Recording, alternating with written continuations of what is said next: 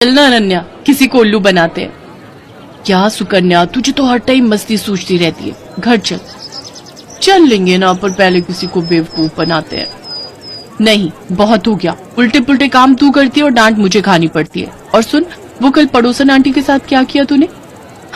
क्यों, कुछ कह रही थी क्या? हाँ, मुझसे कह रही थी कि आजा तुझे सबक सिखाती हूँ। बता तूने क्या कहा उन्हें? अरे कुछ नहीं, वो मुझे बहुत खड़ूस लगती है तो मैं उनसे भिड़ गई। और जब उन्होंने मुझसे कहा कि वो मम्मी से शिकायत कर देंगी तो मैंने भी कह दिया, यहाँ मैं भी देख लूंगी, मेरा नाम अनन्या है, अनन्या। इतना कहकर अनन्या गुस्से में सुकन्या को मारने के लिए दौड़ी और सुकन्या अपने घर की तरफ भागने लगी। अनन्या और सुकन्या जुड़वा बहनें थी, देखने में बिल्कुल एक जैसी। उनमें फर्क कर पाना बहुत ही मुश्किल था। कई बार तो उनके माता पिता भी उन्हें पहचानने में धोखा खा जाते थे और इस बात का सुकन्या बहुत फायदा उठाती थी। वो हमेशा कुछ भी शरारत करती तो डांट बेचारी अनन्या को खानी पड़ती। उस दिन भी घर देर से आने के लिए अनन्या को ही माँ से डांट खानी पड़ी। फिर शाम को, मिल गया सुकून तुझे? अरे यार, क्यों इतनी टेंशन लेती है? 1-2 साल बाद हमारी शादी हो जाएगी, फिर तू कहाँ और मैं कहाँ। सुकन्या धीरे धीरे और चालाक और कामचोर होती गई और अनन्या उतनी ही मेहनती और संस्कारी। मगर दोनों बहनों की किस्मत ने उन्हें एक दूसरे से दूर नहीं होने दिया। दोनों बहनों की शादी एक ही घर में हो गई। बड़े भाई की शादी सुकन्या से और छोटे की अनन्या से। अनन्या को घर का सारा काम आता था, खासकर वो खाना बहुत ही अच्छा बनाती थी, जबकि सुकन्या ने कभी कुछ नहीं सीखा। फिर एक दिन,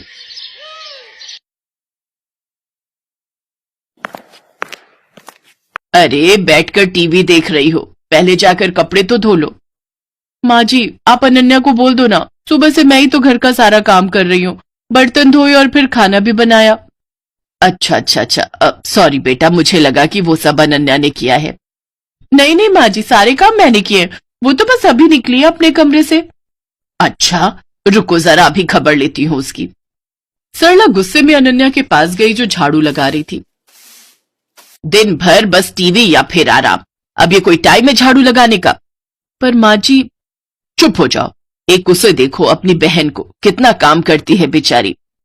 अपनी सास की बात सुनकर अनन्या समझ गई कि उसकी बहन सुकन्या ने उसकी सास को भी बेवकूफ बना दिया है। वो अपनी सास से कुछ नहीं बोली और चुपचाप झाड़ू लगाती रही। बेचारी अनन्या सुबह से शाम तक घर के सारे काम करती, लेकिन फिर भी उसे ही सास की डांट खानी पड़ती। फिर एक दिन, अरे बहू चल, मेरे साथ रसोई में आज मिलकर खाना बनाते हैं।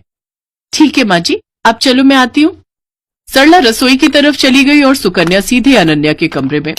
अरे अनन्या, वो तुझे माँ जी बुला रही है खाना बनाने के लिए। अच्छा, बस अभी जाती हूँ। सुकन्या ने एक बार फिर अनन्या को बुद्धू बना दिया था और बेचारी अनन्या को पता ही नहीं था कि उसकी सास ने उसे नहीं बल्कि सुकन्या को बुलाया है। उधर रसोई में, आ गई, कहाँ रह गई थी? चलो एक काम करो, तुम आटा गूंथ दो, मैं सब्जी काट देती हूँ। ठीक है माँ जी। अनन्या ने बहुत जल्दी और बहुत अच्छा आटा गूंथा था, जिसे देखकर सरला बहुत खुश हुई। और फिर, क्या बात है, इतनी जल्दी और इतना अच्छा आटा गूंथ दिया। अरे तुम अनन्या को कुछ सिखाती क्यों नहीं हो? उसे तो कुछ भी नहीं आता। अनन्या समझ गई थी कि उसकी सास सरला उसे सुकन्या समझ रही थी और वो ये भी समझ गई थी कि रसोई के काम से बचने के लिए कामचोर सुकन्या ने उसे सरला के साथ भेज दिया। उसे सुकन्या पर बहुत गुस्सा आया, लेकिन वो कुछ बोली नहीं। ऐसे ही वक्त बीतता गया। सरला की नजर में घर का सारा काम सुकन्या करती थी, रसोई सुकन्या ही संभालती थी, जबकि अनन्या सिर्फ दिन भर टीवी देखती थी, जबकि सच इससे बिल्कुल उलट था। और फिर एक दिन, अरे बेटी सुकन्या। जी माँ जी, बताइए। उस दिन जो तुमने हलवा बनाया था ना, वो बादाम वाला, मेरा खाने का बहुत मन हो रहा है, मेरे लिए बना दो ना।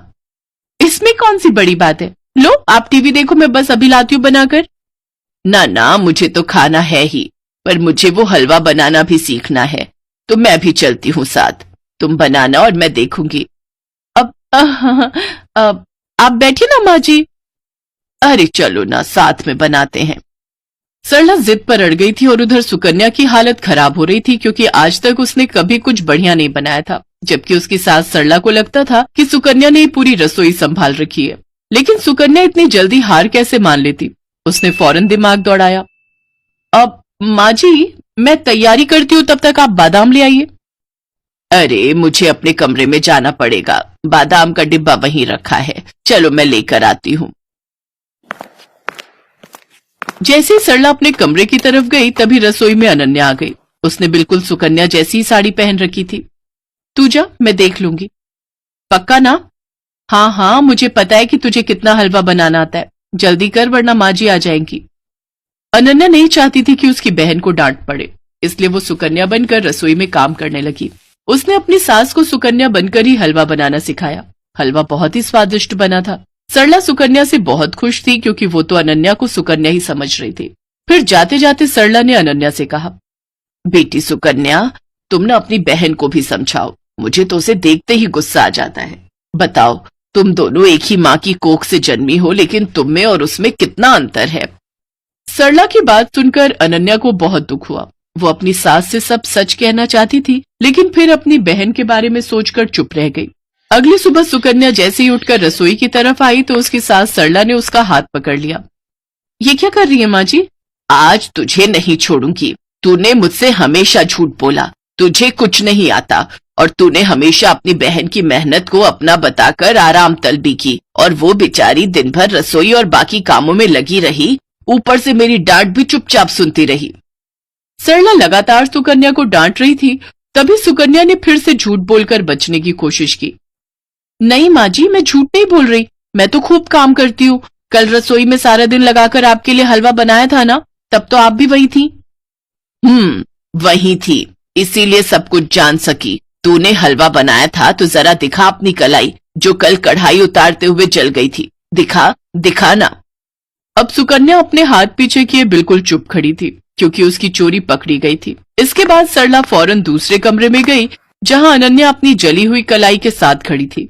सरला ने उसके सिर पर हाथ फिराया और बड़े प्यार से बोली, मुझे माफ कर दो बेटी, लेकिन तुम भी मुझसे वादा करो कि इस घाव के ठीक हो जाने के बाद भी तुम और कोई दर्द नहीं झेलोगी अपनी उस कामचोर बहन की खातिर।